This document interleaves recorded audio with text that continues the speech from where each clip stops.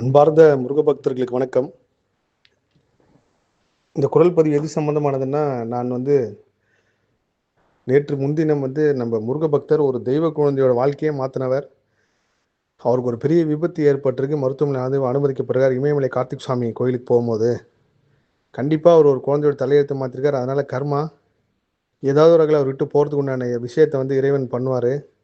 அப்படி ஒரு துன்பம் தான் இப்போ அவருக்கு வந்திருக்கு. அவருக்காக கூட்டு பிரார்த்தனை பண்ணிக்கிங்கன்னு சொல்லி நான் பதிவு பண்ணியிருந்தேன்.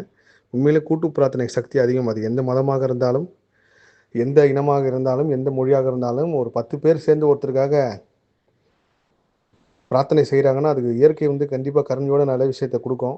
அப்படி இல்லை, அன்பரசன் அவர்களுக்காக நிறைய பேர் பிரார்த்தனை பண்ணி எனக்கு மெசேஜ் அனுப்பிச்சிருந்தீங்க. அவர் நல்லபடியாக டிஸ்சார்ஜ் ஆகி வீட்டுக்கு போயிட்டார். அவருக்கு எந்த ஆப்ரேஷனும் பண்ண வேண்டாம்னு சொல்லியிருக்காங்க. அது உண்மையிலே முருகப்பெருமான் கருணை தான்.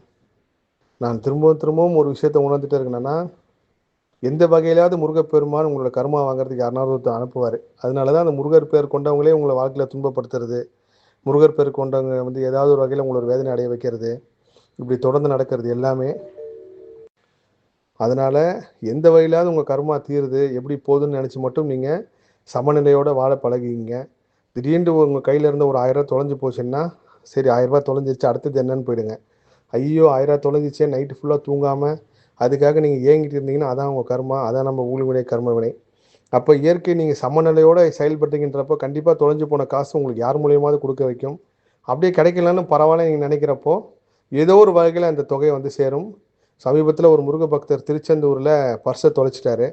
எந்த வழியும் இல்லை அப்படின்னு சொல்லி நினச்சி, முருகா நீயா எனக்கு திரும்ப ஏதோ ஒரு வழியில் ஊருக்கு போகிறதுக்கு காசு கொடுக்குற வரைக்கும் நான் இங்கே திருச்செந்தூரில் இருக்கேன்னு ஒரு விளையாட்டாக சொல்லி வேண்டியிருக்காரு. ஆனால் அவரோட முருக சக்தின்னு தான் சொல்லணும். எந்த இடத்துல அவருக்கு பர்ஸ் தொலைஞ்சிதோ அதே இடத்துல திரும்ப ஒருத்தர் கொடுத்துட்டாரு அப்படின்னு சொன்னார்.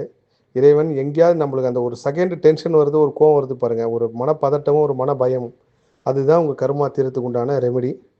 அதனால் யாரும் எந்த சோதனை வேதனை வந்தாலும் சமநிலையோடு அதை ஏற்றுக்கொள்ளுங்கள். இவருக்காக பிரார்த்தனை பண்ண எல்லா முருக சொந்தங்களுக்கும் நன்றி.